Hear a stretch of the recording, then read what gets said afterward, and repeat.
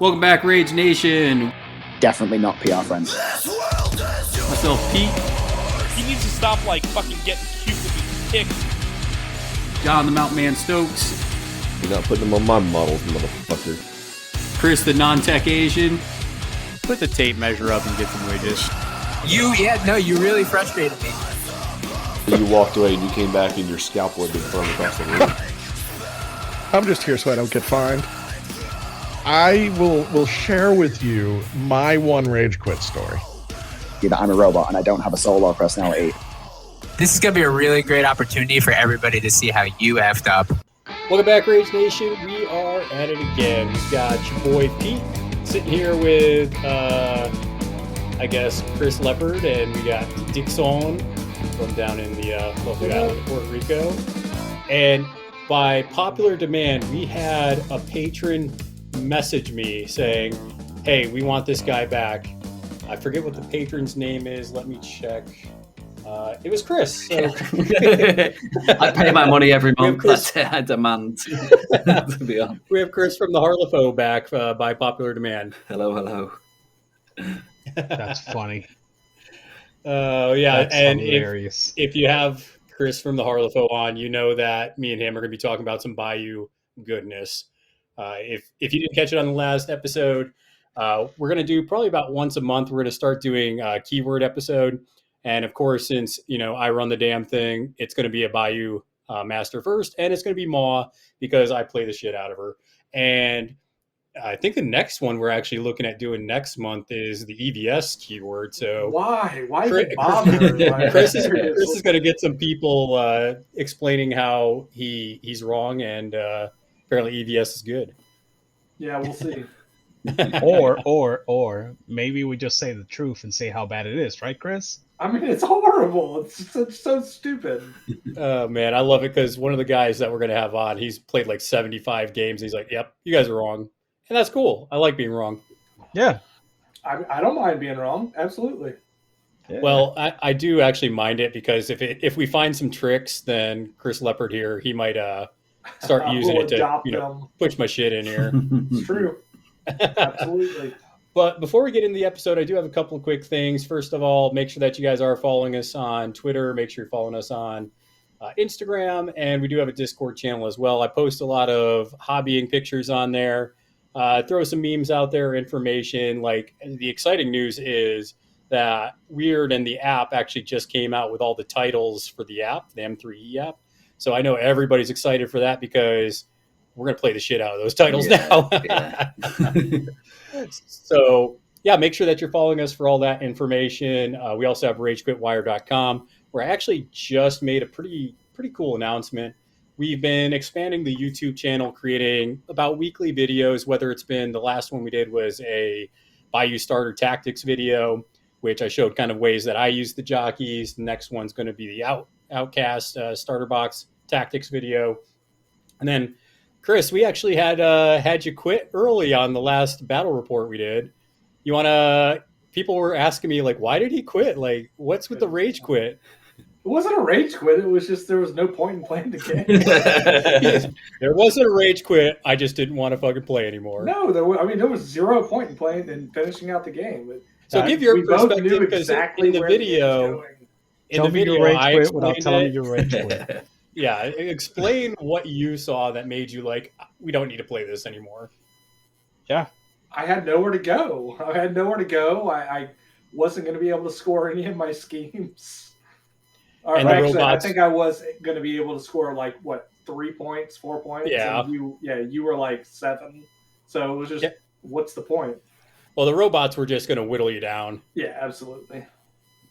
But what did you think? I was going to lose a model or two each turn, and it was just attrition was going to be it was not fun. But what did you think about Bass 2? I mean, he's all right. He puts up a lot of concealment if you want to kind of stay away from other people, and he's I would say hits harder, but he really didn't hit harder. He hits about the same, but he's more survivable. Yeah, and he puts out you can choose the different conditions that he puts out. I think you can put a lot of slow out, which was definitely kind of annoying. And then those dust up markers don't go away if you have somebody nearby, so that was annoying too. Yeah, absolutely. But I wanted to have you voice, your opinion, because people were wondering why you didn't feel like playing the game. Yeah, it wasn't a good matchup. The scheme pool that we had was just atrocious for playing Bass's crew into, and his entire crew just doesn't have a lot of survivability. And then to go against Armor 2, average Shielded crew, Shielded 1, yeah, it was dumb. There was no point in playing the game. Okay, so the big announcement, anyways, for the YouTube channel is we're actually doing kind of a growth thing. So what we're going to do is we want you to make sure that you like and subscribe to the Rage Quit Wire YouTube channel. It's going to be in the description below. But what I want you to do is do that because when we get to 500 subscribers, which right now we're about 305, so a little bit under 200 from that, is we're actually going to do, once we hit 500, we're going to do either a core box giveaway or we're going to do a title giveaway. So once we hit 500, I'll shuffle up all the names for the subscribers, and then I'll message that person and say, like, hey, which title box or which core box do you want? And we'll give it to the winner for that. And then we're going to do the same thing when we hit 1,000. So, this could be a year thing. This could be a 10-year thing. I don't know how long it's going to take us to get that many subscribers. How long will it take? But when we do, we're going to hook you up. So I just want to make sure that you guys do that. Share the YouTube channel, have people subscribe to it. And then as soon as we hit that number, we'll go ahead and give away a box. So just something cool that we want to do to try and not only grow it, but we're putting out some videos. Like I like that tactics video. That tactics video for me was fun to make.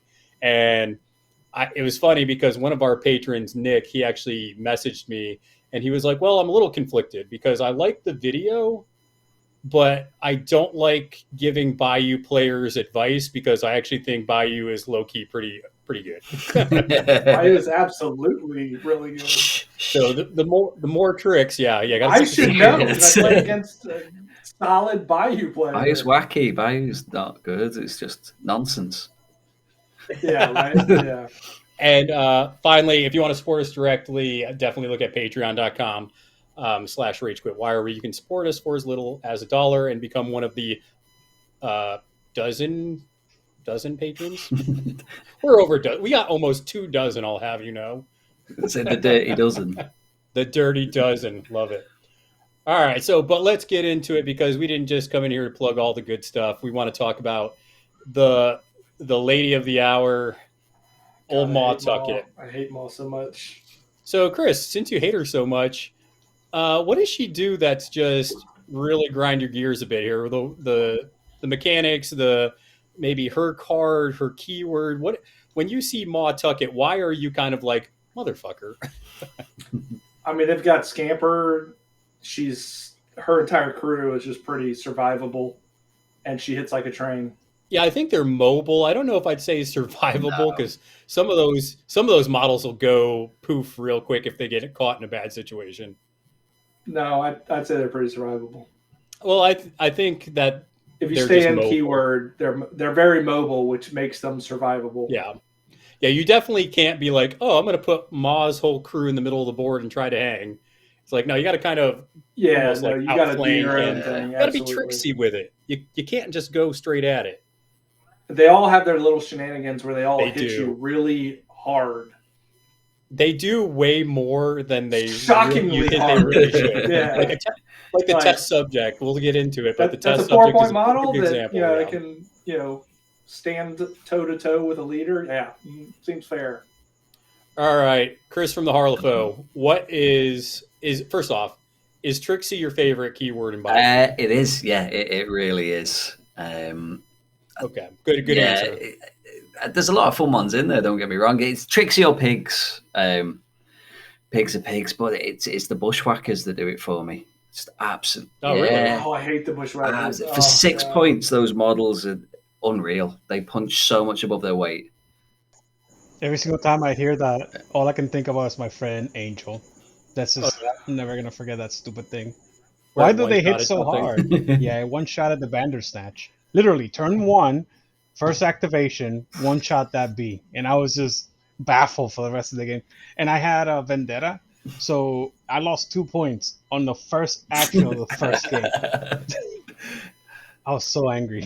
Well, and I think Exactly. the reason 6 why points. people like a lot of times will underestimate the Bushwhacker is because it does have a clockwork rifle, so it's 235, but it has a crit strike. So you're going to have a focus or two on the Bushwhacker just because sometimes turn one you might not have much to shoot with. You're just going to move it, and you'll just put a pit trap down, concentrate, and get ready for your shot on turn two. I can't tell you. There's been at least I can't let you just gloss over it. It also ignores cover. You just like kind of just plowed through that without saying anything. Well, I was going to say that I can't tell you how many times that, and Chris doesn't do it much anymore because there's been more than, I can count probably more than on one hand when a Bushwhacker just one-shotted a scheme runner or, Killed put by half operatives. damage on a model. Yep. They love It's it. dumb. I had one sat on a symbol today, and it took out a wing gammon and an Oxfordian mage over the course of 2 turns. Just threw out pit traps, and that marker didn't get touched. Well, and I think another thing, because Mah loves to use pit traps for different things in her keyword, which we'll definitely go over. But the big thing is, one, they give out a damage and injured, which if you haven't been in a situation where Mah is thrashing you into a pit trap and killing one of your heavy hitters in one activation, then you probably haven't played a Mah player worth their salt, because there's so many times where models are just getting dunked into the pit traps and Mah's just pounding them with a spoon. And the Bushwhackers give you one of those. So if you bring 2 Bushwhackers, or in case of, Chris over here, sometimes I've heard, Chris, you bring 3 Bushwhackers, so you get 3 extra pit traps. Yeah, 3. One with Mah herself, so 4 pit traps at the start of the game. Can just pin people in or just defend an area, whatever you want. But I play a meta game. I have my own mini game, which is how many pit traps can I get out over the course of a game. I think my record's about 16. Oh my god! I had 10 today with 2 Bushwhackers and Mecha Mimar, so 2 to start with. I think 12's my max. I think I've gotten 12 out a couple times. This is why card draw with Jetsa. Yeah, this is why removing markers is enormous. Yeah. I hate, dude. Like, and the new Mah has a way to drop people onto the stupid things. That's even worse. Oh my god, it's so tilting. Old Mah used to bash you around over them. New Mah just throws you in. Right. Well, yeah, exactly. Like, old Mah pushes you in. That's fine. But new Mah literally places you. Yeah. So it's like, oh, you're here now. In 6 inches away. GG. GG, my friend. Oh, it's not 6. It's 6 plus the base. Oh yeah. Yeah, the drop down a hole trigger was always one that the Soulstone miners had, but yeah, now Mah also has that trigger. So not only is that drill now ignoring armor, but for Mecha Mimah, she's also throwing you into the damn trap. So yeah, good stuff. Let's see what else we can give Mah to make her even better. Yeah, but like the new Mah also turns stupid scrap markers into pit trap markers. So because you want to know it's doubles better than, up on it. You know, it's better than 50 millimeter pit traps, 30 millimeter pit traps on top of 50. Oh my god. Kind of getting into it, because what you're going to see a lot of in commonality, Chris said the Scamper, which if you cheat near any Tricksy model that has it, which I think most of them do, there might be 1 or 2. Well, actually, I don't know if there's any that doesn't have. No, they all have Scamper. Yeah. Well, I was thinking there might have been 1, but there's not. But anyways, so if you cheat, they get to move 2 inches. So that can really screw you over. If you go in, you cheat, you get 1 attack, but then they go away. That's happened a lot. And I remember there was a tournament against one of the North Carolina guys, and I don't think he played in a while, but he was playing Nakima, and he sent some mature Nephilim into a target, or sent it into Mah, and he cheated to get damage or something like that, or cheated to hit. And Mah took, 3 or 4, but then I'm like, all right, Scamper. He's like, that's something you got to tell a guy when you start the game. And I was just like, you have access to all of my cards. Why would I tell you? Well, get ready. Well, I always ask. You're going to see it a lot. I always ask, have you played against this keyword before? Is there anything you want to know? And if they ask more questions, fine. If not, then I'm like, okay, all right, let's go. So Scamper is a big one. I think probably the other thing that you'll see a lot in the crew is just a lot, besides Scamper, it's a lot of randomness. It's a lot of really weird abilities that kind of come together for these weird kind of, which seem like overpowered moments, but they're yeah, they are Tricksy. I think we definitely just got to talk about it as we kind of go through it. I was gonna ask, like, the fact that this is, I think it's the only keyword in Bayou that has the ability to just have like 4 or 5 models in the middle of the table before the game starts. It's like that seems very powerful. I mean, you can have 3. No, you can have the Soulstone miners and the bushwhackers. Well, I mean, they don't start. I mean, I don't know what you mean by start. Well, okay, fine. The Soulstone miner has to do an action, and then he's anywhere. I'll tell you what I do with the Soulstone miner in a bit, and it's a lot of fun. Okay. All right. So the way I want to do this, now that we kind of just got some of the feelings out there, seeing how everybody, getting the temperature of the room, I want to start by, we'll talk about the original Mah, and then we'll talk about the Little Lass, because obviously I talked about her, and I think people underestimate the Little Lass, and I'll talk about some things with her. We'll talk about some of our favorite just models, and then we'll finally get into Mecha Mah, and yeah, just kind of spitball from there. So looking at the original Mah, this Mah is so good that it's hard, I think, for Mecha Mah to compete. And I think a lot of it actually has to do with Mah's wooden spoon, of course, but I think the front of the card is what makes Mah probably the strongest. Just because she has careful planning, which gives her +1 to the initiative flip. Or sorry, not careful planning, ill omens gives her +1, but careful planning, where whatever suit you flip for the initiative gives you an ability. And to me, that's just, it's super strong. It's something that when I play Mecha Mah, I miss the crap out of. Yeah. That's not a to you. It's super strong. I mean, that's not like a to you that's super strong. No, it's super strong. So it's way OP.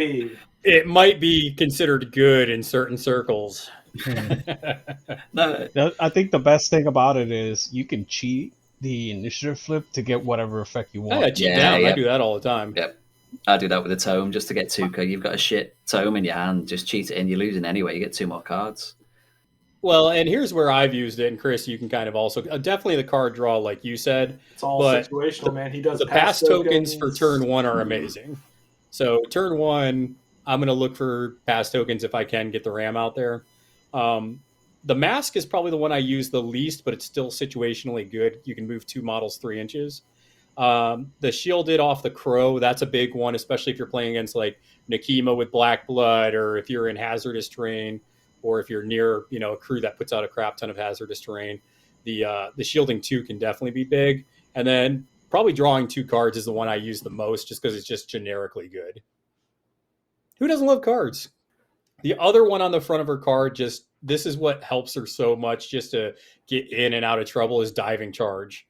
So charging through houses, charging out of engagement, charging through terrain that would slow her down, or hazardous terrain. I mean, it helps you get into situations that can be a little tricksy, but then it helps you get out of those tricky situations when you really need to. Like, I can't tell you how many times Leopard's been right about to kill Mah, and then I just charge out of there, and then just yeet out of there, get out of there, get out of trouble. It's not just that; it's if they try and tie her up and you just jump over them and then manage to get to a strategy marker behind them. There's just no stopping it. Yeah, and that's what I'm saying. You either have to wait for Mah to activate and then kind of get into her. And even then, she has, scamper. So if you cheat, she's going to get away from you a little bit. Okay, so I was going to ask is like, well, what about Mecha Mah? Like, I can see Mecha Mah in a whole bunch of like technical put-ins. Why do you think that she's not as good? Well, I think I think she's good just at different things. Yeah. Right. Mah's just good at controlling kind of what her crew is doing. She obviously has the setup for the initiative. She has the suit. She has the card draw. The card draw is one of the bigger things. When I played Mecha Mah, not having good for a laugh was just like made me sad in the pants, because I'm like, I have all this cool stuff I want to do, but I have no card draw now. So that was kind of a big thing. Horrible Holleran's another one that you definitely miss. Mecha Mah has a version of it, but it's not as good as Mah's, where it's just a burst of like, hey, everybody gets it. Whereas with Mecha Mah, I think it's only Tricksy models get it when you get the Junkyard Treasure trigger off her another Gremlin's trash. So, Well, you also have to target a scrap marker, so it's a lot harder to get out because you need a scrap marker first, then to do, and you need a 5 of crows. So Yeah. You can target a pit trap though because you treat them as scrap markers. that's true. That's true. So you can make your own, basically. Yeah, that's a 2-inch pulse off a 50 mil marker. Yeah, that's true. Yeah, and I like Maw's create a trap better once again for the good for a laugh trigger, whereas Maw has it, but then she has this kind of weird tunnel that you have to set up. So I think it gives some good mobility. But like I said, I think I'm going to have to rethink the card draw with Mecha Maw, and whether that's bringing a Bokur or bringing Big Brain Bryn or something more to manipulate the deck is something I need to add with Maw or Mecha Maw. Yeah, because like I see if you're playing against armor, Mecha Maw's better. If you're playing against a lot of hazardous terrain, Mecha Maw's better. If you're playing against beaters like Nekima, Mecha Maw's better. That's my take, but I don't play the keyword. Well, also, so I wanted to hear why you say that. Well, also, and I think those are the situations. And then I know Chris from Harl'e'faux, I was talking to you about it before we recorded, but Chris Leopard also experienced this. But the waves emitter for Mecha Maw, where she removes just conditions just from everything, that is so good against condition heavy crews. Yeah, absolutely. Yeah, I think the gun and the ignoring hazardous just covers so many, like Urami. I can see that being a problem. Like you said, Jetsa. Well, and don't forget too that Mecha Maw ignores triggers on her drill. Right. So some of those crews like Colette and other pain in the ass crews that depend on their defensive triggers. That's a big deal. Yeah. So I think that's a good point, Dixon, that you brought up. There is definitely, and we'll get to it when we talk more about Mecha Maw and her crew, because I think that crew looks very different than any of the other Tricksy crews you bring with the original Maw. Okay. So Chris, let me ask you, being a Maw player, I know the wooden spoon is generally what you're trying to use just because that's where all the pain comes from. But I think it is good also to have that handful of snakes, throwing snakes at people. A focused handful of snake shot on a clumped up group of models. If you get the severe, that's 3 double blast and everything's getting a poison, and then mass hysteria as well, pushing it all away. It can really mess up people's plans. I also like the they be trash vipers trigger, just because you're throwing it and then all of a sudden there's a scrap marker and just. I don't think original Maw uses the scrap markers that much though. It's nice having it. No. And if you've got unless sparks you bring nearby, I was gonna say if you bring sparks, or maybe a survivor to teleport to it, ride the rails over to it. But other than that, just pushing everything 3 inches, giving it all poison. That's really good. Now, and I'll also ask you, Chris, because I think it depends on the player. I tend to use Maw 1 as a setup crew. I use her as the give out focus, position my models, set up pit traps for maybe some test subjects, and then kind of go from there. And then turn 2 on, I'm looking to do damage. Whereas I know Dixon, I've talked to him, and there's a lot of Maw players where they'll bring something like Alphonse, or they'll bring something like you can bring Bo Peep now, where they're looking to shoot Maw up and use her as the alpha strike. Yeah, the combo that I saw, and I think I lost that game actually, if I remember correctly. It was Maw, Maris, and Alphonse, and the guy waited until the very last activations, chuck Maw and Maris forward after Maris had the buff from Sparks, bombs in the belly, and basically basically manhandled 2 models on turn 1, and then it went downhill from there. It was just nuts. So I don't know how you like to use her, Chris, but which of those 2 versions do you like? I am the same. I like to get everything positioned turn 1, get focus on everything, and then send the models out to where they need to be. And Maw then kind of follows up where she needs to be, but she's so fast that she can then zip across the board to the other side if she needs to and get over there. Maw tends to go to where the fight is and control it and just tie up models and annoy them. That is exactly how Pete plays, yes. Oh, yeah. Well, because that's the last game I played. It was Turf War, and it was corner deployment. And I basically had Maw kind of in the center, just dealing with all of Mayfang's, robots and shit. And Mayfang was kind of off, just killing some of my scheme runners. And I'm like, that's fine. Maw is just in the middle cleaning up house and, killing like the Golem and killing the Gammon and killing the Totem and killing Steamboat Willie. And I'm like, you just can't leave Mah hanging around. You can't ignore it. You can't ignore it. Even the horrible hollering, you can't underestimate like the reposition off that. If someone's a ball carrier on their corrupted leyland, she just runs over and screams at them and they're away. There's not much they can do then. I mean, the fact that you can actually do it on enemies as well is annoying. Stat 6. I've used that. So talking about the little lass, because she's the little girl that follows Mah around. She has her little spoon. She likes to get in there with Mah. I did Horrible Haul. So Horrible Hauling's usually done with the little lass to move your models turn 1 and on. But there was a pit trap down, and it was a model for Nikima, and I had little lass do Horrible Hollering onto one of the enemy models that had 1 hit point left, and just Horrible Hollered it into the pit trap and killed it off. It's actually stat 4 as well, so it's like it's hard to get off with it, but when you do. But it's like why not? I mean, it's just a shot. Yeah. What else are you gonna do with it? The other thing that the little lass does that I think is, it's not going to happen all the time, but when you see it, you got to use the little lass for this, is when you see your opponent dropping schemes. Most of the time I've noticed this for like Spread Them Out and Breakthrough, they'll start dropping schemes to set that up. And they always forget that Tricksy has a bonus for a lot of their models called Forage, where basically if you get within 2 inches of an enemy scheme marker, you get to draw the top card of the model's discard pile, and you remove the enemy scheme marker. So not only are you removing their scheme marker, but you get to draw a card out of your discard pile. And I can't tell you how many people with hucksters and all that bullshit have been like, oh, well, fuck. It's just 12-inch marker removal. If you just have to run it twice and remove a scheme marker, it's well worth it. Oh, yeah. And Chris, I see you shaking your head. I think that's why most times you don't feel bad about killing the little lass, or the little miss, as you like to call her. Yeah, no, I like to kill Little Miss quickly. I mean, it's just one shot, pretty much kills her. Oh, yeah. Yeah. Also, by the way, out of context, that was a horrible thing to say. What, kill the little lass or Little Miss?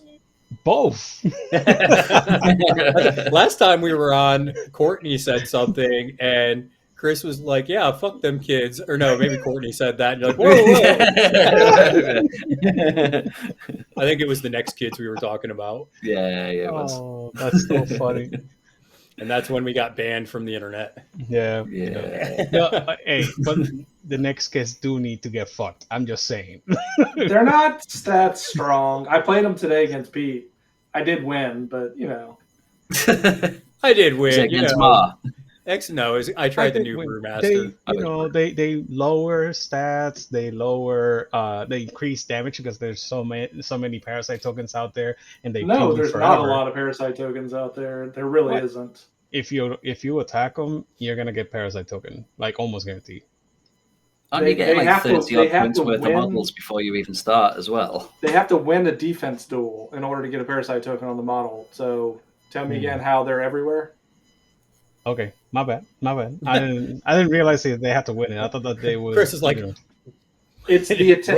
It says the attacker. The attacker gains a parasite token, and there's no timing stipulation in there. So if you gotta win it. If there's no timing stipulation, you gotta win it. So that's the first thing that when we played the Next Kids, when I first got them, I looked at that and I was like, balls, what the hell? You got to win the duel. Well, I actually brought that up to Chris because there was another model we were talking about.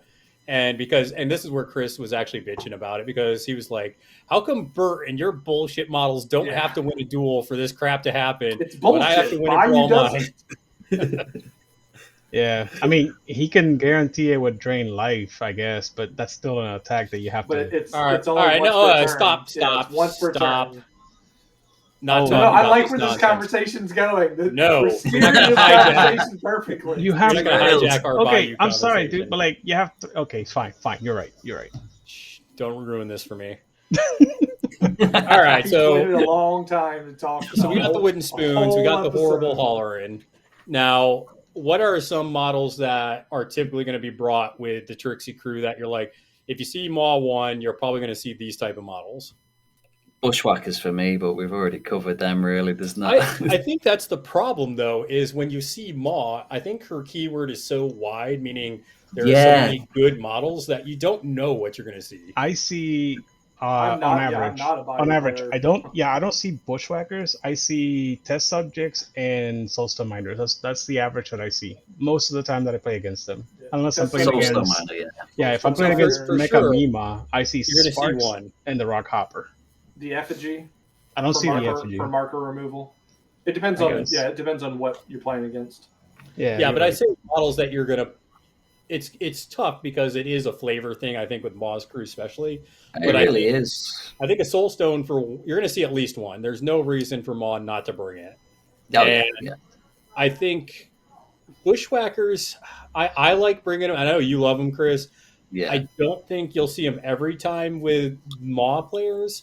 I think I don't know about you, but when I see a diagonal board, I almost always bring a Bushwhacker or two just because they're so good on the corners. Oh, yeah.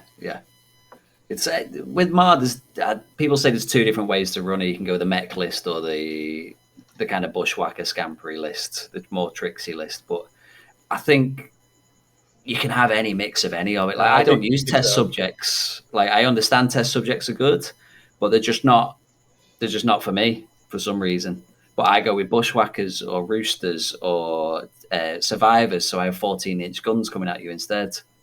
Like running a Mah gun line.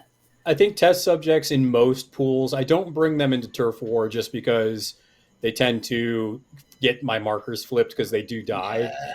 So I won't usually bring them in Turf Wars unless I think I'm going against, a squishy crew, which I don't know why they would in Turf War. But besides that, I'll usually always bring one just to run interference. I use them and I've had people ask me, how do I use them? And I use them as my front line, meaning they're the models you're going to have to engage first. And if you cheat, it's going to be hard for you to pin them down. Sometimes they're going to be going through pit traps. So their injured is going to be up to like 4 or 5 injured. So now they're defense 7 or 8. And all of a sudden, Chris is shooting them and he's like, how did you get a 20? I'm like, well, I'm defense 8 now. So, flip a 12. It's pretty good. I see him shaking his head there. Yeah. So test subjects are ridiculously good point value whenever it comes to Mah and moving them through the pit trap a couple of times. Well, because if you cheat around a test subject, they can actually charge you. So if you're not engaging them, they can go ahead and charge instead of just doing the 2-inch push. So it's huge because now not only do you have to think about not wanting to cheat because you have to pin them down, but then sometimes you don't want to cheat because they'll go smack into your models. They're also so cheap. Yeah, 4 stones. Yeah. 4 stones, and if they get any injured on them, they become a problem. Well, not only that, they're armor 1 and they have 6 boxes for being only 4 stones. Like that's good. Yeah. Makes me so happy. Yeah, I bet it does. The only thing I'm not sure of is with the new Mecha Mima, if you bring Sparks, which when we talk about them, we'll talk about what kind of list goes with her. Mm-hmm. The test subjects are a little tricky with that list, so just kind of keep that in mind as we move forward with that. Why you say that? Because they ignore the pit trap markers. They can choose. They can. No, that's for Mah, but for Sparks, you just ignore. Oh. Yeah. So Sparks is a little bit of a Scornergy, if anybody remembers. Chris, you do for sure. But Scorn always had this weird synergy of going against each other's play kind of mechanics. So it's definitely some of that with Sparks, and we'll get into it. So I'm going to ask you guys this. So we do have a couple of henchmen for the keyword. We have Tricksy Bell, and then we have, what's his face, the old big brain Bryn.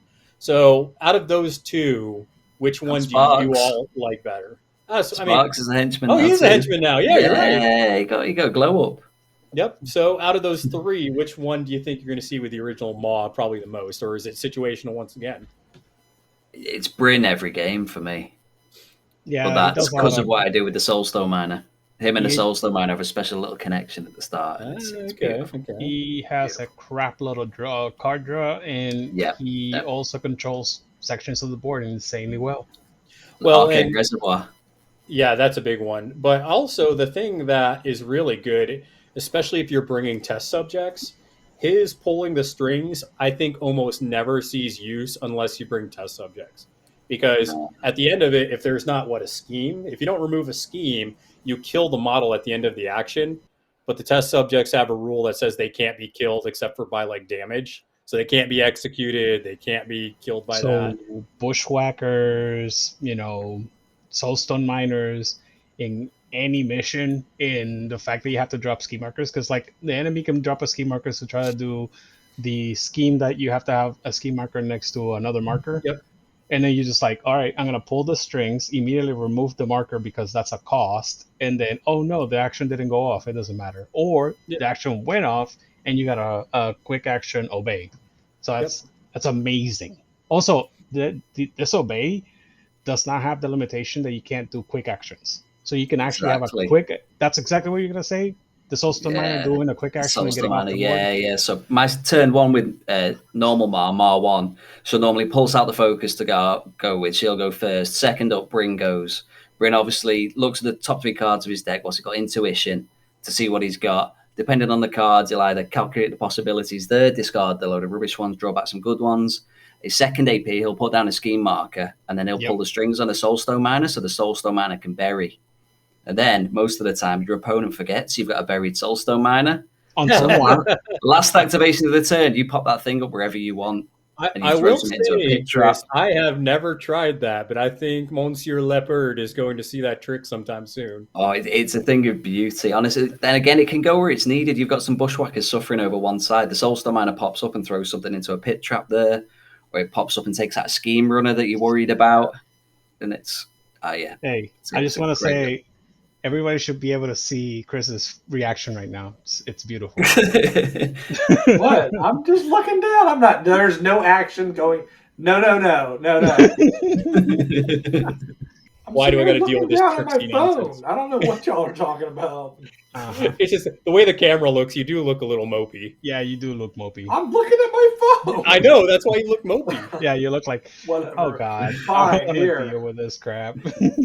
I actually was. I was actually talking to. I think it was Dixon. I think I was talking to you last week when we were recording about how I've kind of fallen back in love with Tricksy Belle, and the reason why I've kind of fallen back in love with her is just the lure on her being stat 7 is just so freaking good. And not only that, can you lure people in? She actually has a built-in trigger to lure people away if you're an enemy.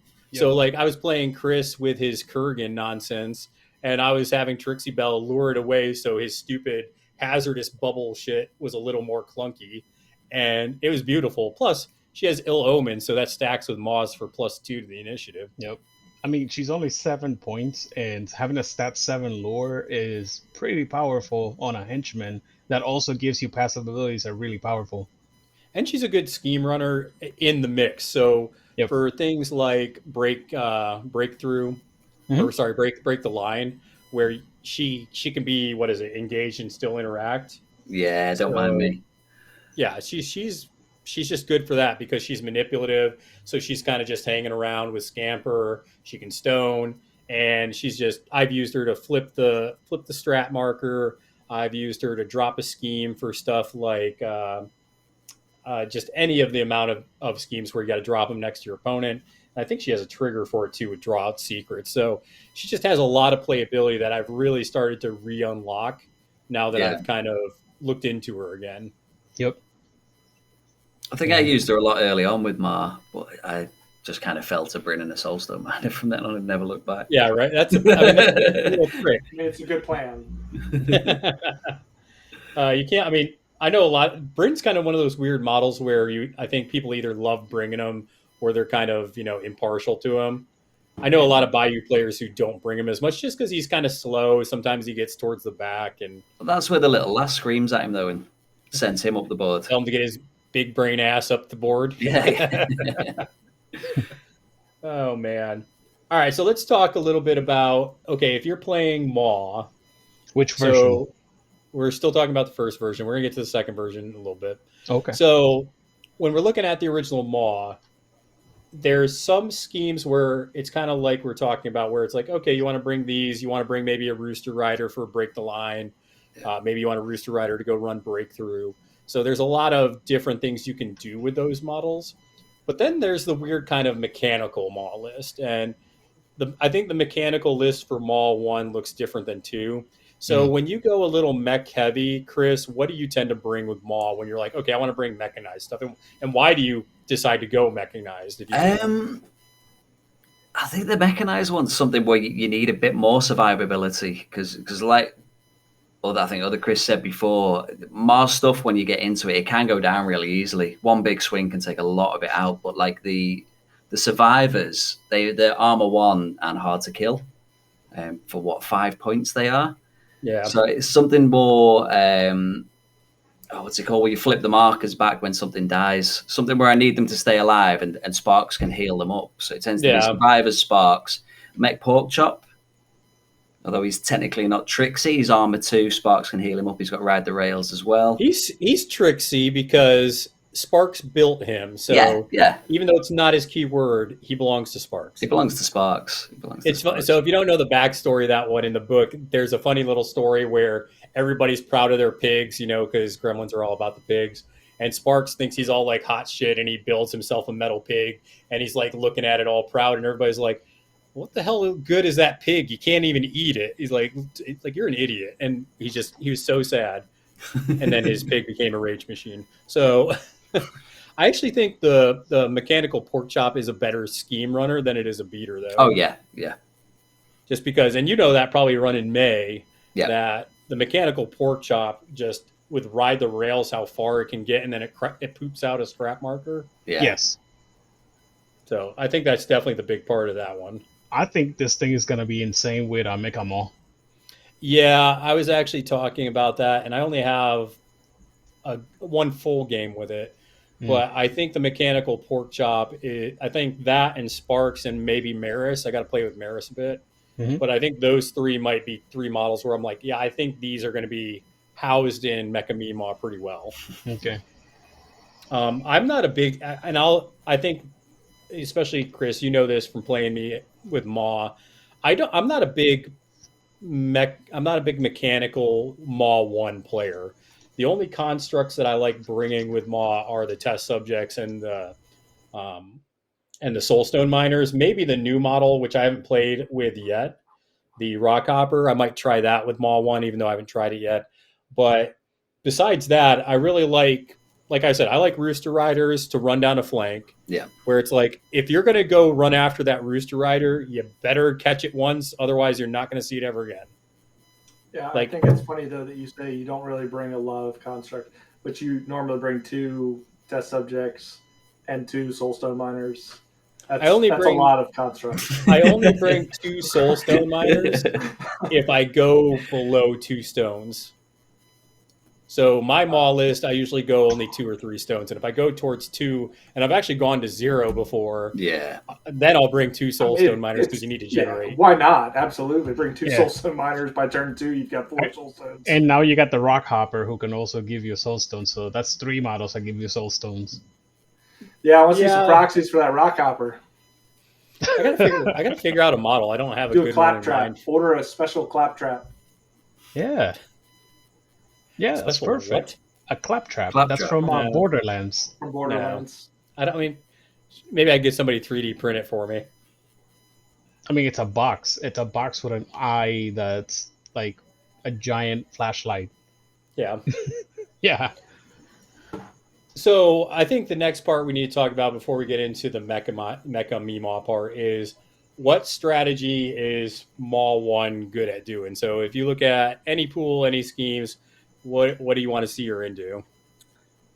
I think she's good at everything. She's good at everything. Yeah. I could play her all 3 rounds of a tournament if I wanted to. You should have. You should have played her, and then you wouldn't have choked so bad. I get bored. I get bored playing the same crew. I don't know. I promise. I will not drop Ivan. I don't think you bring. I don't think you're gonna get bored if you play her all 3 rounds. Because honestly, I think she plays so different that it doesn't matter. I shouldn't say bored's the wrong word. Yeah. I like playing different crews. And we've talked about this is the snowflake effect, right? I know. Where I'm just like, I want to play something different every round. I like seeing my different crews do things. And yeah, I mean, I'm just being a good friend and trying to help you through that problem. Because the thing is, I also have that same problem. So it's not like I don't understand you. I just know for a fact that we can get through this.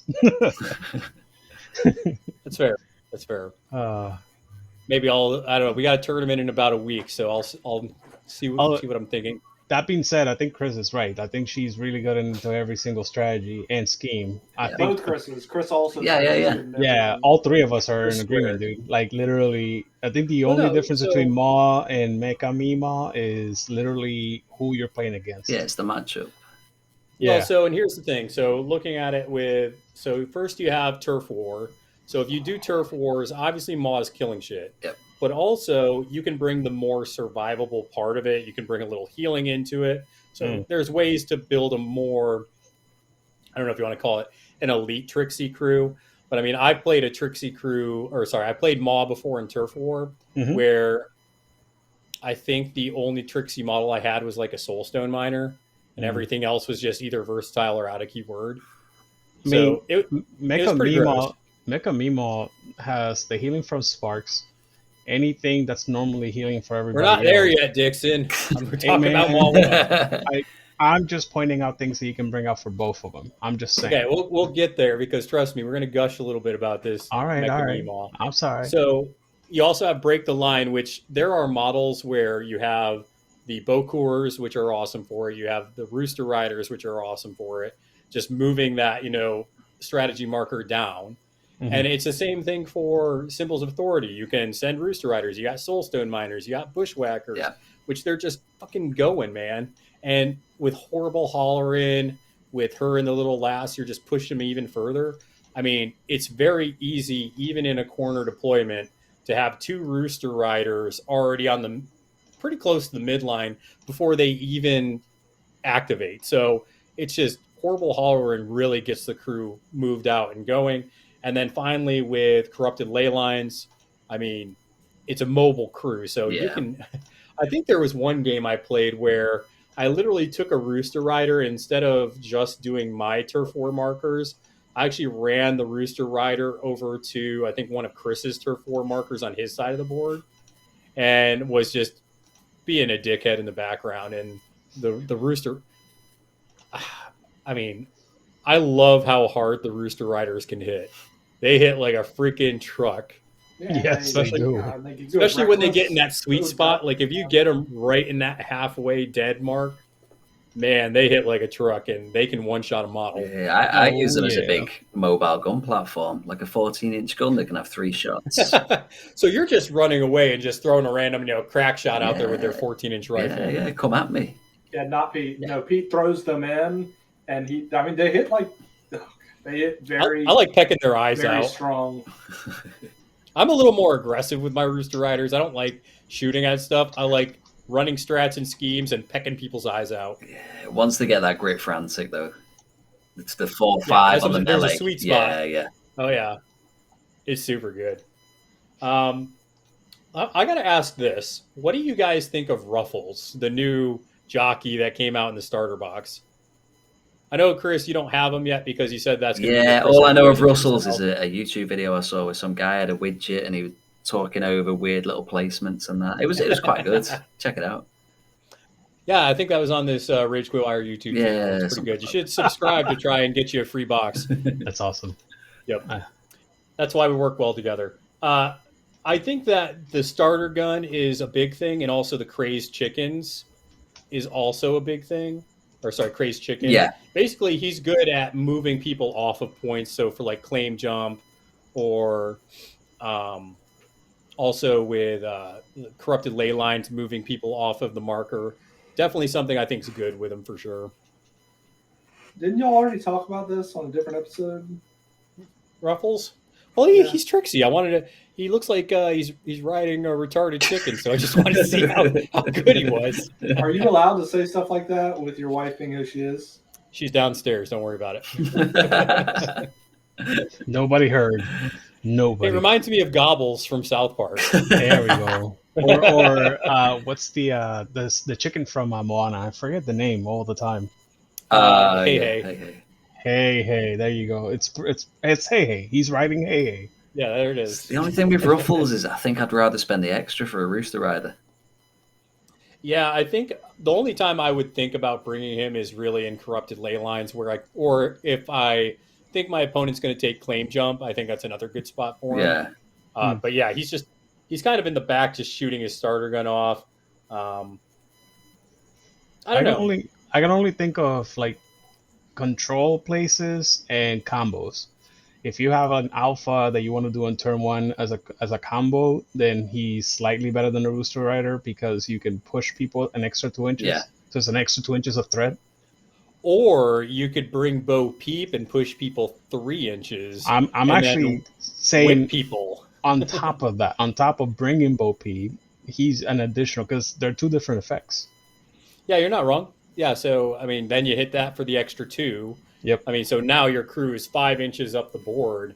And then essentially after that turn, I would envision Ruffles then kind of, because off of Bo Peep's trigger, he can actually push 5.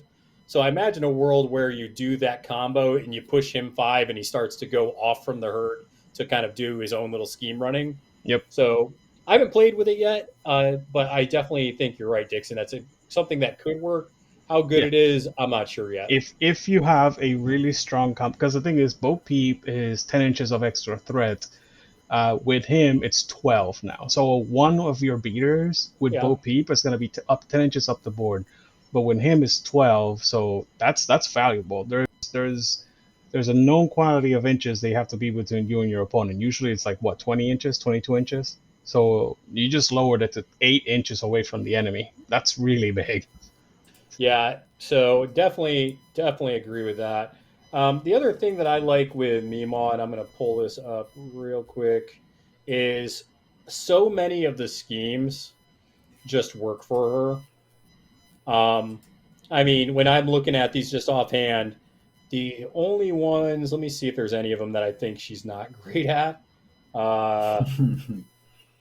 Nope, she can pretty much do all these, folks. Not gonna lie, she can do them all. But as soon as I see research mission in any pool, Mah. Or deathbeds, yeah. Anything with markers. So, and you've probably done this being a bushwhacker fellow of good taste there, Chris, where if you have research mission in break the line and it's diagonal, you bring a bushwhacker. The bushwhacker can not only score for your strat, but he's going to put a pit trap down, and then you throw a scheme marker, and all of a sudden you scored your first point of research mission. And then to get the second point is so easy. Beautiful. Oh, yeah. And that's why I always laugh, because you just see people send shit at your bushwhackers. Like, no, you're not getting these easy points.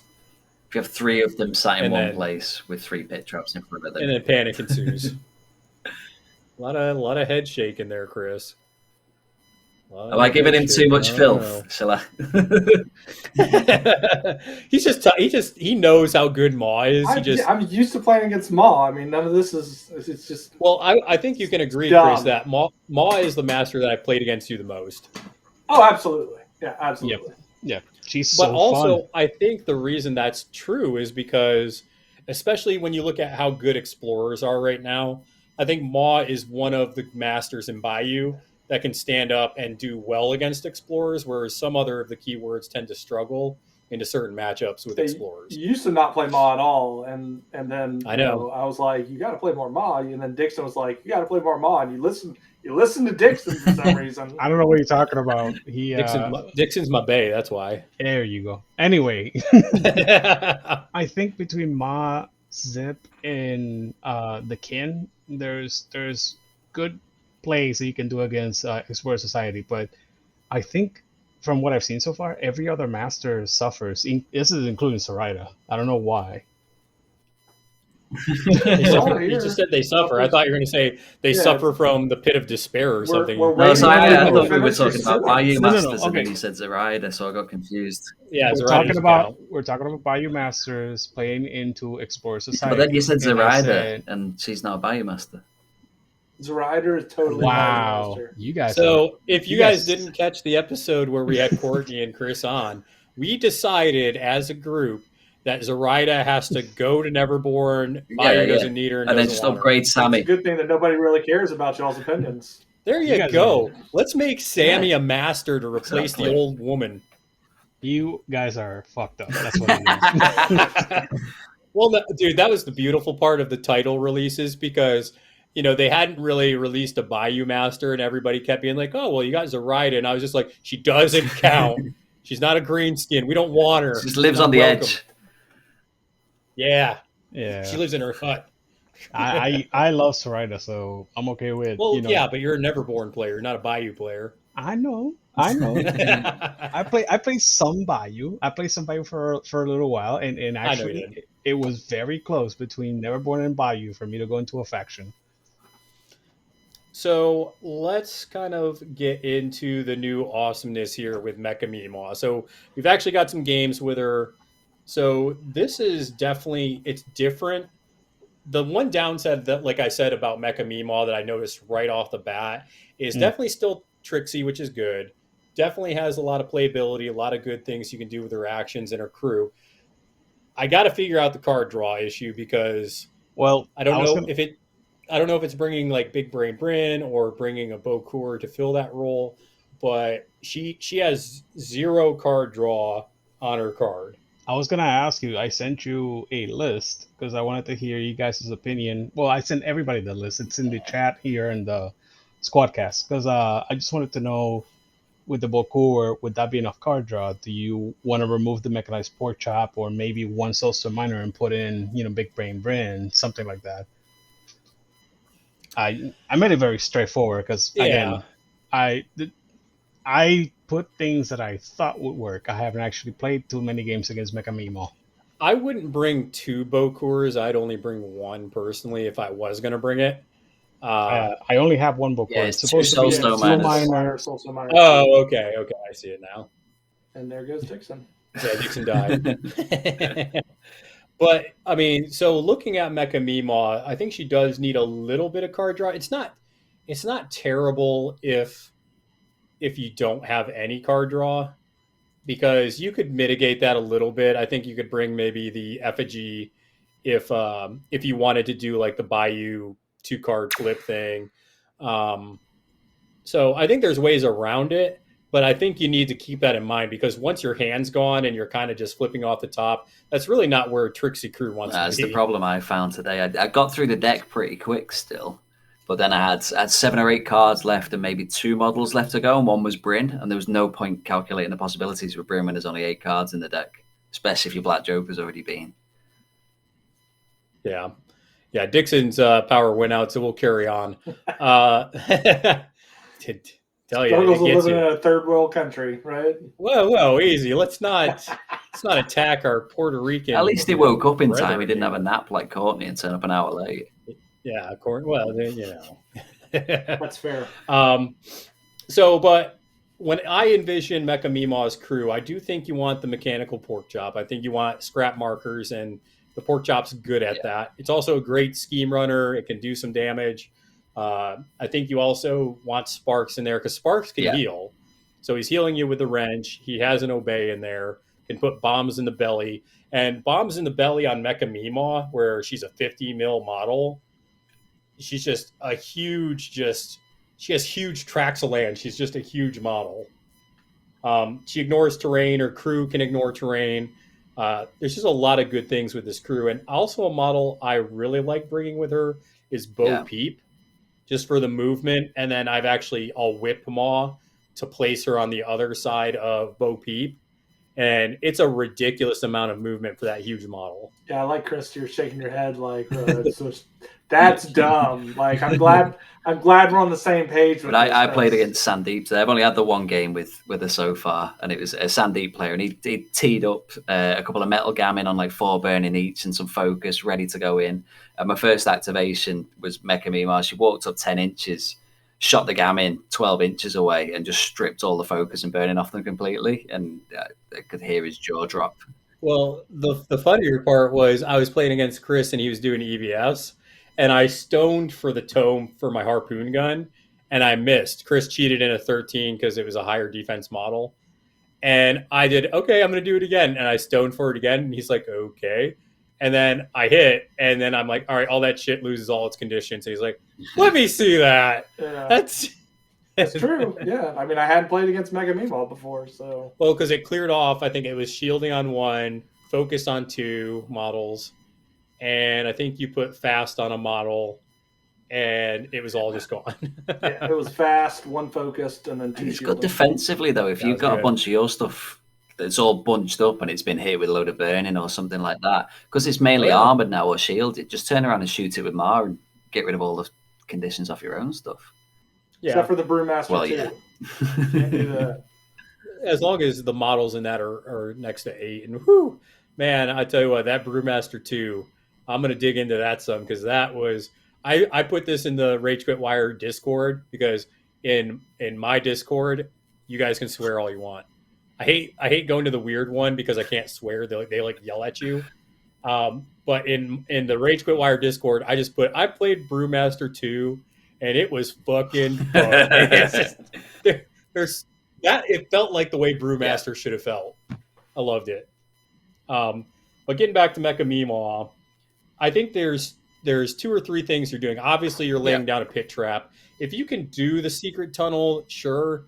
I found more just putting it in places for the test subjects and to throw my opponents into, which is why I think bow is really good with especially either version, but good for this version as well, because whipping your opponents into those pit traps, it's something I used to do with Zip with Mah, but now I don't have to waste the 15 or 16 stones. I can just 7 stones or whatever, just bring Bo Peep and she does the same thing. So I did it with, that's why I brought the Bushwhackers today to try it out. So I started with a pit trap just under 6 inches away from a survivor. And then Mah just yeeted the survivor to the other side of the pit trap straight away. So that's like 8 inches up before it's even activated. Oh, yeah. Yeah, and I think I was trying to think of models because I think the Bushwhackers are the only ones that make you bring a pit trap at the Mah start 1 of the and the game, Bushwhackers, right? and that's it, yeah. So I think you bring, and I'm envisioning playing like Turf Wars with this version of Mah. I think she's actually going to be pretty good into Turf Wars. And I can envision bringing 1 or 2 Bushwhackers, but then using them to flip the Turf War markers and then just shoot people as they kind of work their way back up the off board. and lay traps in front of you to slow them down. Yep. So I think that's kind of how I envision it, because then that gives Mah at least 2. Actually, no, because I think this version of Mah doesn't even start with a pit trap. Yeah, she doesn't have the... Yeah, so if you want one to start off the game, you have to definitely bring at least 1 Bushwhacker. I think this Mah's a lot better as well at just making it an area of the board disgusting to go into, really. Because she's got the same thing as Sparks, where you treat the scrap markers as hazardous. She could throw out the pit traps as well. And if you've got the rock hopper nearby, they can't remove those pit traps because you're treating them as scrap markers, and the rock hopper says you can't remove scrap markers within 4 inches of it. So they can't even get rid of the pit traps. Yeah, but then you got to have the rock hopper up close. He's just a target. Hide it behind. Yeah, but he's armor 2. Hide it behind. That's true. Just put it behind that fat 50 mil base, that height 4 model. And I tell you what, the conversion I did, it looks like a height 4 model with that Calypso model and the Mah sticking out the top. Sick. That model, I'm so happy Chris convinced me to do it, and people on the internet convinced me to do it, because it turned out really sick. I was just amazed you gave up Calypso, though, because Calypso gets a lot of love in our group. Bought a Calypso. Yeah, I bought the model just to convert. Bought a Calypso off a random website. And then I did a bonfire in the backyard, and I threw Dr. BB into the fire. You should have put him on a boat and just sailed him out on a lake and shot arrows. And then took a flaming arrow and shot it. I do have a little retention pond in the back of my house. All this hatred towards EBS, and they're not even good. I don't know why you are hating on them. But Calypso is annoyingly pretty good. Yeah. Like you could, I think you should try bringing Calypso out of keyword in some of your crews just to see some of the shenanigans you can do. I think you'd have an okay time with it. The problem with Calypso is just how much in your face that stupid model is. And then you kill it, and then BB's just like, here's another one. It's back. Yeah, so then I have to bring Calypso and BB. Yeah, do it. It'll be a good time. Let's see here. Also looking at Mecha Mima. It's going to be interesting the more I play her, but I think she's going to find her spot in Turf War. And where else might I bring her? Maybe ley lines. I think Turf War or ley lines is where I'm seeing maybe the use for her. Yeah, I think ley lines is Mah 1 because you want more of the pushes, whereas Mah 2's more ride the rails and you can't place with the ley lines. Yeah, you can't do that. Yeah, that's a good point. That's a good point. He just brings the effigy, and the effigy is or the emissary is just you mean the emissary? 12-inch. I mean, so if you're playing ley lines, I think that's a good point. Is that, and you know your opponent's going to bring a crap ton of markers. There's no reason not to bring the emissary because you want to run the ball, and then just remove the shit at the same time. But then Mah's ignoring a lot of the markers, depending on what they are. True. That is true. So, and what other models, Chris, did you bring with your Mecha Mima? What was your exact list? It was Mah, Bryn, 2 Bushwhackers, 2 Survivors, and a Soulstone Miner. Is that 50? That doesn't seem like 50. No, it seems like you're a little light. 12 cups of coffee on my. I've still got the game on my phone. Everyone always brings stupid 12 cups of coffee, man. That's because she's a big fat woman, man. Exactly. On that 50 mil base. Come on. Sparks as well. That was it. Mah, Sparks, 2 Survivors. So I wanted a kind of a construct contingency and then a normal, if you call it that, contingency, to see how the constructs worked with it. But I also wanted to run some models I was really familiar with so that I could concentrate on learning Mah more. And what did you think about the Survivors? I really like Survivors. Like I say, they're really tanky for the cost of them. Like they got turn 1, they had 4 burning on each because the fire golem just came in and just shockwave twice, and I wasn't passing those tests. But they tanked it. They absolutely tanked it because they were reducing that to 1 because of the armor at the end of the turn. Sparks was healing them up. Bryn's stripping conditions off them as well. They survived a lot longer than they should have. So besides surviving, though, what do you exactly envision or have them do? Like, I mean, I'm looking at their guns and they're okay. They have the magnet kind of bonus. I think that's kind of, it's a good push. So when Mah shot one of them up early on and teleported him through the pit trap, the other one then pulled Mah towards it. So that gave Mah a bit more movement as well. So they can pull Mah out of position, pull themselves towards Mah, pull the pit traps around to wherever you need them to make the teleport a bit further because they're treating them scrap markers. And that 14-inch gun, if you can get the mask trigger on it, you're potentially shooting it 4 times. And it's only 135 damage, but you can spike that 3 and that 5 occasionally. Yeah, and I mean, there's just some times where you need that extra 1, and I mean, it's there. Yeah. I'm gonna have to play around with them some more. I think the game that I played with Mecha Mima, it was kind of a bad deployment zone, so I don't think I was able to set up the exact way I wanted to. So I think that kind of might have influenced my thoughts on the Survivors, but we'll see how it goes. So if you can teleport them up 10 inches up the board and then they're sat there with a 14-inch gun not activated yet, that's a lot of threat.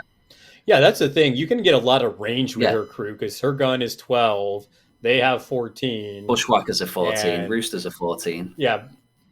Yeah, so you could bring just a mobile kind of weird gun line. If you at the start of 3rd, that was the thing to do with Mah because there was no focus cap then.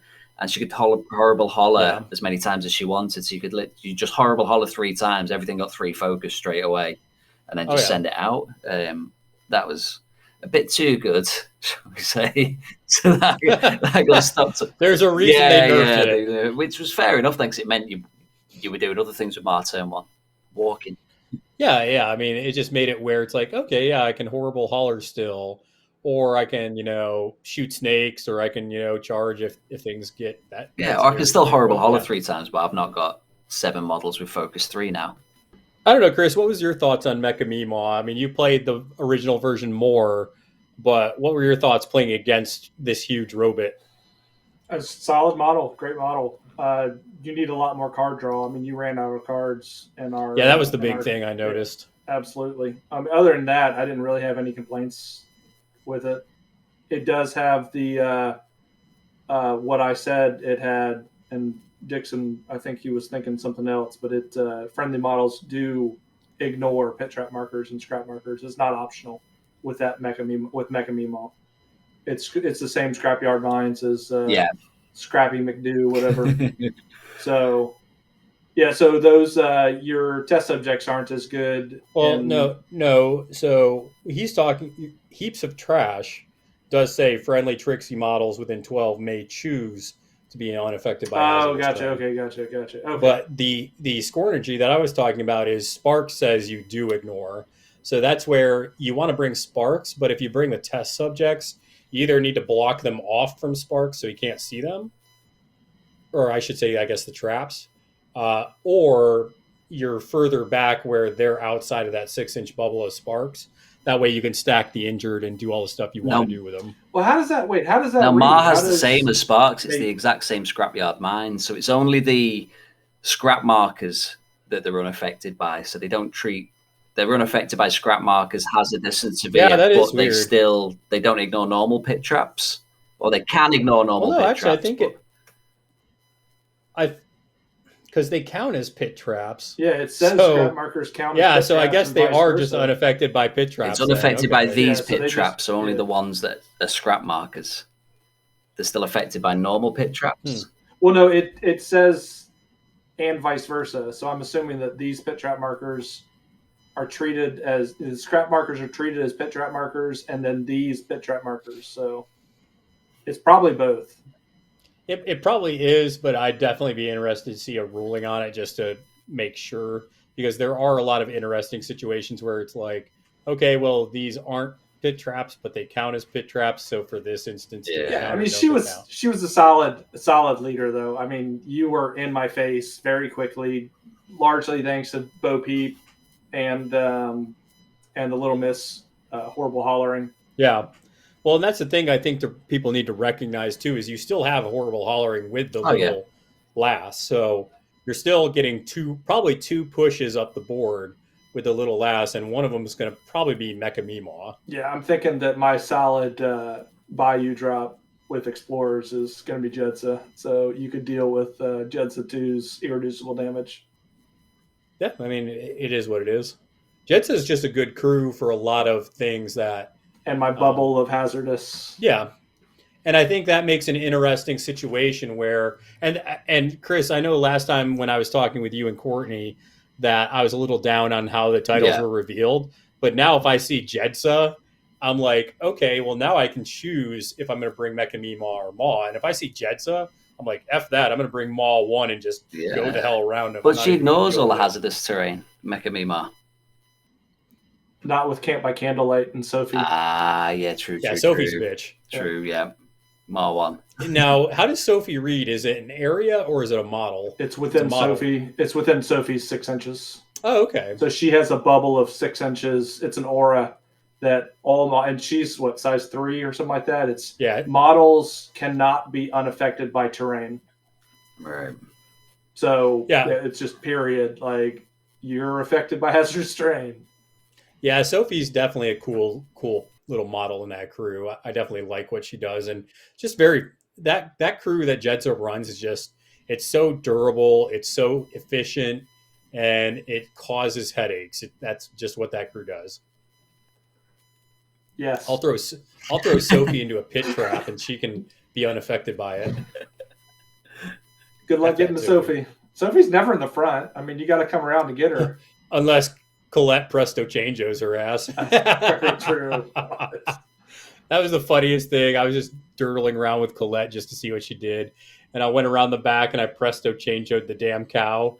And then the mecha spider just ate it. It was so good. Oh, man.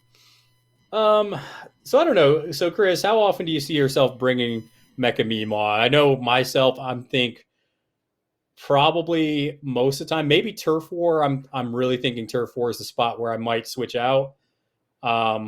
But I think most of the time I'm still bringing the original. I think, like I say, it depends on opponent, because if my opponent declares Karis, straight away I'm bringing Mecha Mimar, because I'm just ignoring all those pyre markers. If they're declaring something with armor, Hoffman, something like that, I'm bringing Mecha Mimar to try and strip all the armor. So I think it's the masters that play the same kind of both ways. That's where you'd go in with Mecha Mimar. Where it's the 50-50s, where I'm not sure if they're going to bring this version or that version of the master, I'd bring Mar 1, because I know she can kind of deal with it. She can work around. If I see Ivan, I'm dropping 1, because Ivan will not see willpower 6. yeah, I've done that list. That's all right. I'll drop Ivan 2. Ivan 2's even better. Ivan 2's fun. Ivan 2. I was surprised how good it is. I cannot wait to get he's a lot of fun. Yeah, he's a lot of fun. With his Presto Changeo, it's just like, it's a whole new ball. It's those cards look amazing. The secret plans. Can't wait to use them. Yeah, the only problem that I have with the only problem that I have with the secret plans, the one where you summon the Deva, it gives an opponent 2 pass tokens. Yeah, which is disappointing. Yeah, so it's like, here's 2 free pass tokens. So, Chris, as a person who plays a lot against Mah and soon to be Mecha Mimar, what advice do you have for somebody when they see Mecha Mimar, or they see Mimar get dropped, or sorry, not Mimar, but you see Mah or Mecha Mimar get dropped from your opponent? What advice do you give them? Like, how do you like you're at a tournament with your buddy and they're like, man, I know, like, I'm playing against Mah. What should I do? What advice would you give them? Yeah, bring pieces that hit hard one time, hit very hard, and then you've got a shot at taking out, both Mahs pretty quickly. I think that's a good point. A lot of her keyword is very glass cannon-ish, where if you get a couple of good shots on it, you can delete a model in one activation or 2. Yeah, I mean, the Rooster Riders, they're 2 shots and they're dead, but the problem is the first shot takes them down to where they have grit. It's horrible. Yeah, so they're either coming in and pecking your face off, or they're running away where you're not going to be able to catch them. Absolutely. And they have the ability to run it all the way across the board. So they're done. I think another thing that I would recommend is a lot of concealment crews, spring concealment. Marker removal, getting rid of the pit traps is a big deal. Especially if you see research mission or deathbeds, chances are they're probably declaring their pit trap. And if there's no pit traps, they don't get to do that. So might be harder if you see the rock hopper, and also if there's scrap markers everywhere that are also counting as pit traps. So it can be a little dicey, but I'd say any kind of marker removal helps against Mah. She definitely loves pit traps being down. Yeah, sure. I just don't see you bringing the rock hopper right in the middle of everything. I don't know. I got to play it. I haven't put it on the table yet. Yeah, let's put it on the table. Let's get some reps in. I don't know. Anything else about the crew you guys want to say? It could also be tips to people playing Mah. What is a good kind of way to start out with Mah, Chris, do you think, if you're kind of a newer player? Stick with the more basic models at first. So the crew box itself, with just the bushwhackers. I took 3 bushwhackers when we first started out, because it was like a slow grow league where we were. And I just fell in love with that, because they're not complex models, the bushwhackers, but they're really good at what they do. The roosters aren't that complex. They're really good at what they do. It's when you get into Bryn and test subjects and things like that, it starts getting really tricksy. So at first, stick to the basic models, because they are good at what they do. You can't really go wrong with them. And then once you get confident, branch out to the crazy stuff and have real fun. Yeah, and if you're starting with Mah, I'd say pick up the Soulstone Miner box first.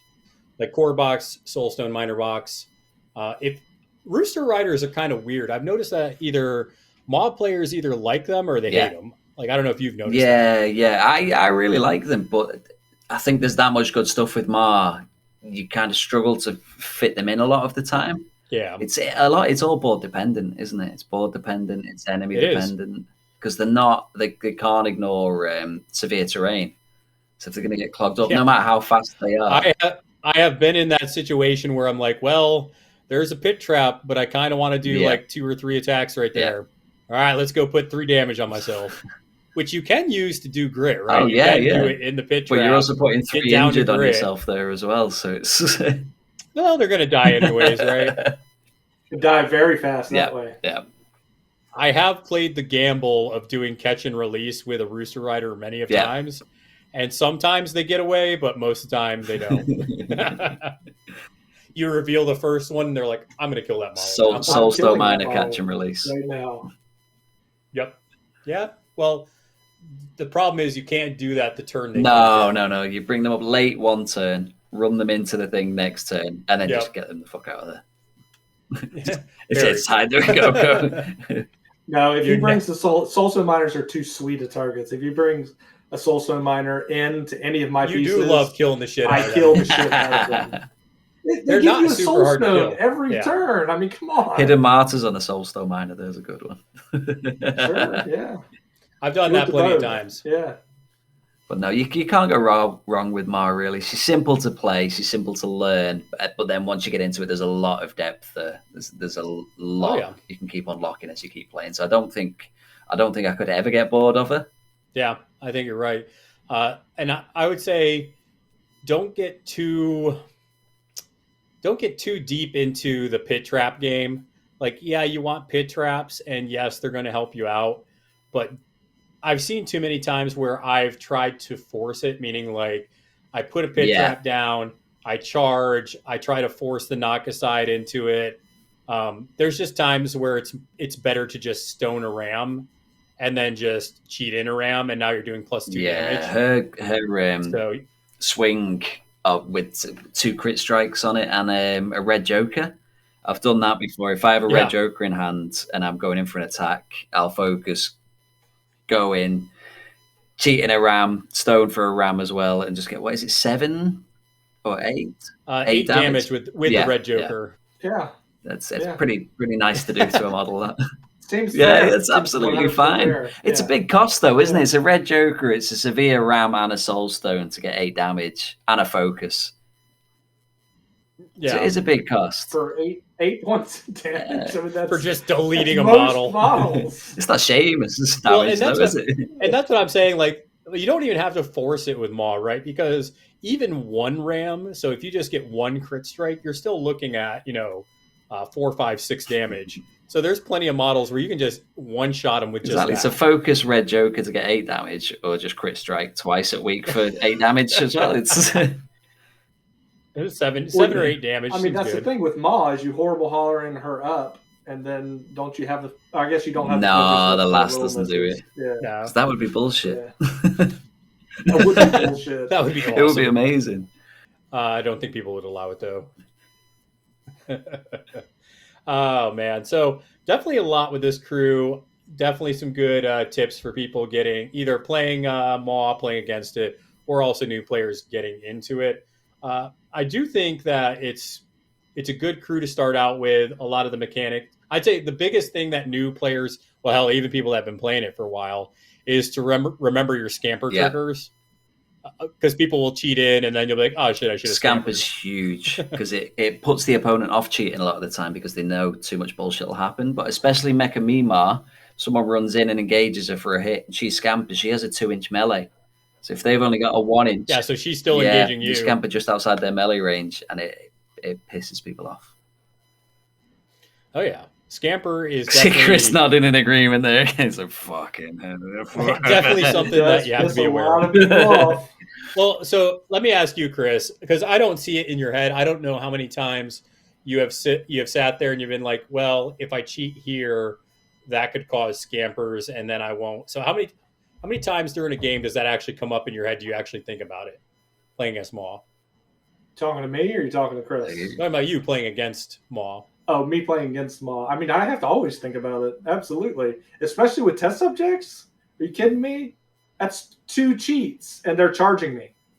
Yeah. Because they go out, and then they come right back in.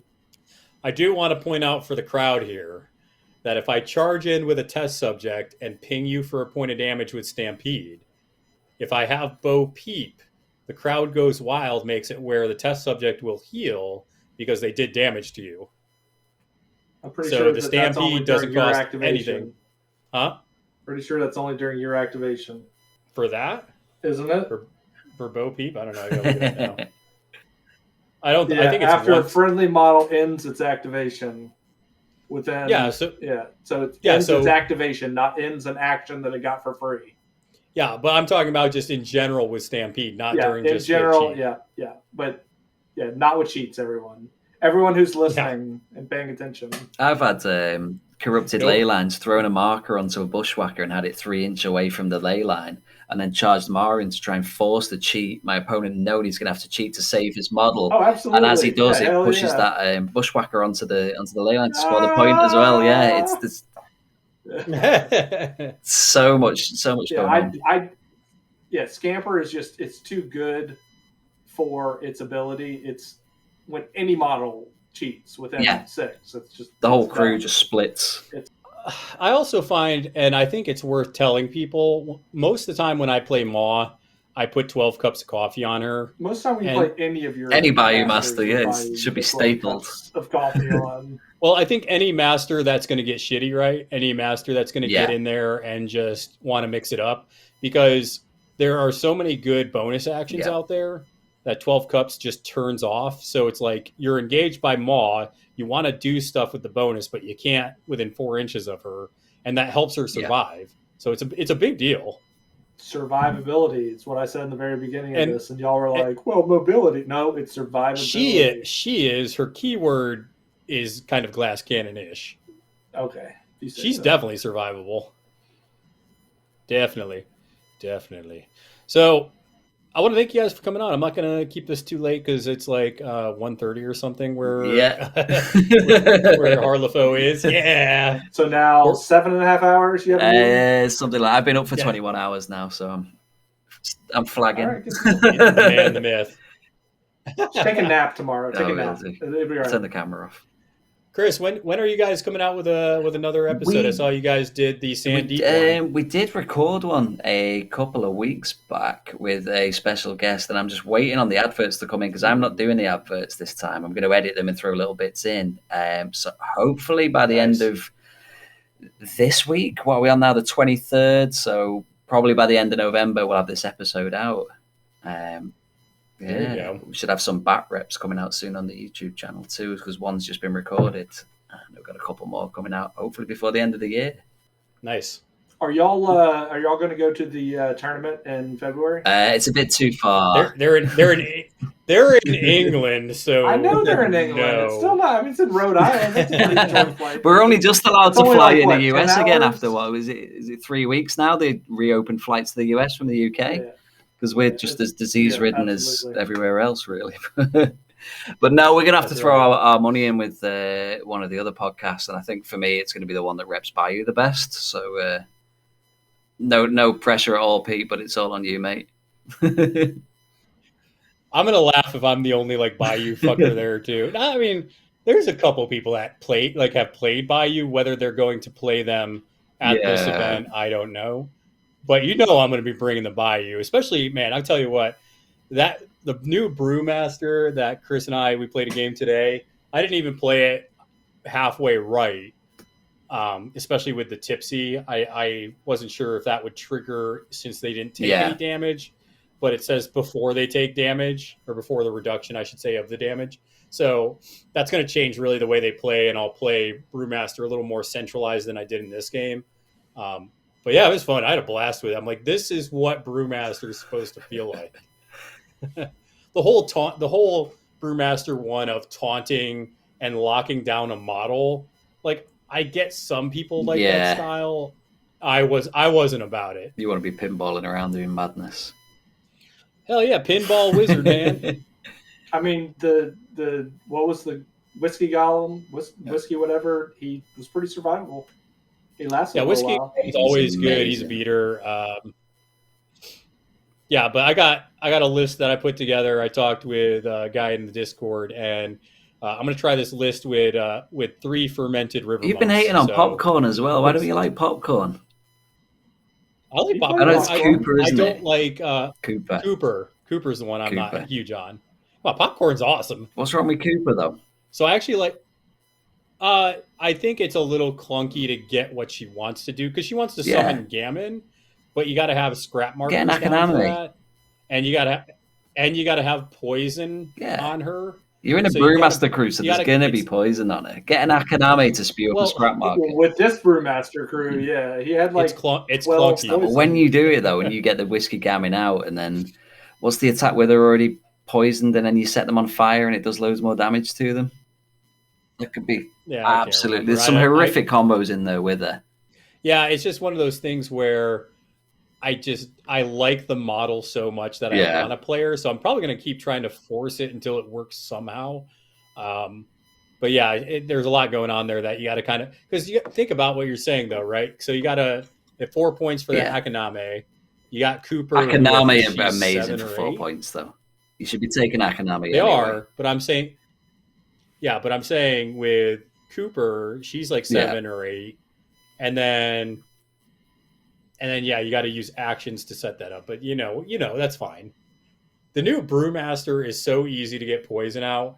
I think I only got like 30 something turn 1, but I was talking in the Discord. They're like, oh yeah, you can easily get like 60 to 90 poison counters out turn 1. Jesus, like that's glorious. Chris is like, did you ever see there was something on the Discord about how to get something like 130 poison on Brewmaster turn 1 with Brewy 1? I did. Yeah, I did. That was fucking ridiculous. Yeah, I did see that.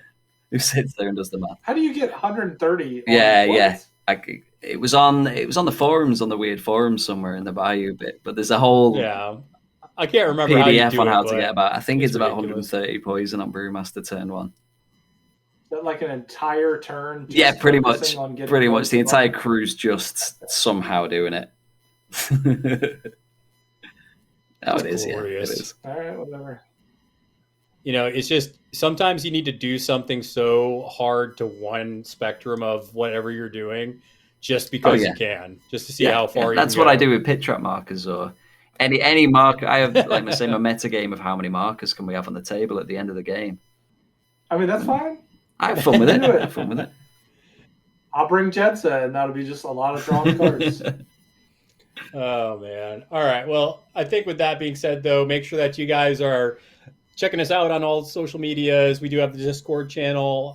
The big thing, go ahead and like and subscribe to the videos on the Rage Quit Wire YouTube channel. As soon as we get to 500 and 1,000 subscribers, we will go ahead and give away to 1 and 2 lucky people either a title box of their choice or a core box of their choice. We'll mail it out to you for free. And I think with that being said, make sure that you guys are flipping cards, flipping tables, and we will see you all next time. Yeah, take it easy. Yeah, see you fucks later.